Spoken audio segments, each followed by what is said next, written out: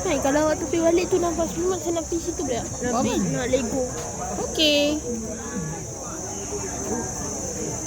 Waktu sampai ke Betam Jom, tu, jom.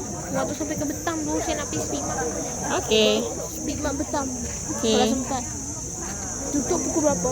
Tutup pukul 10 malam. 10 malam je. Mat pukul 10 malam. Ini sempat lah kalau tak jam. Tengok trafik dulu. Okey. Kalau sempat. Alah, Speedmart terpaling pada Ais. Ada. Speedmart terpaling pada. Contoh ni? Contohnya dekat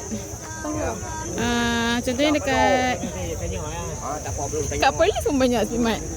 Jadi kalau jumpa Speedmart, Nak I just wanna live. okey. Okay. Ni collectibles dulu. Oh, ada collectibles. Wow. Milo vape. Itu sana Coke. Milo pop. Milo ni.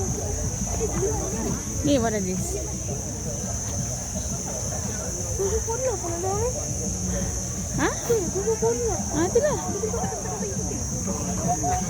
Dengan mana? Meh. Nampak.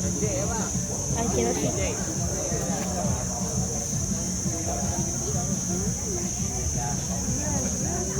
So interesting tau tu. Dalam bonet dia lagi banyak. Banyak bonet ni. Tu Celendo Ultraman. Saya kan lagi draw. Benda apa? Benda ni apa?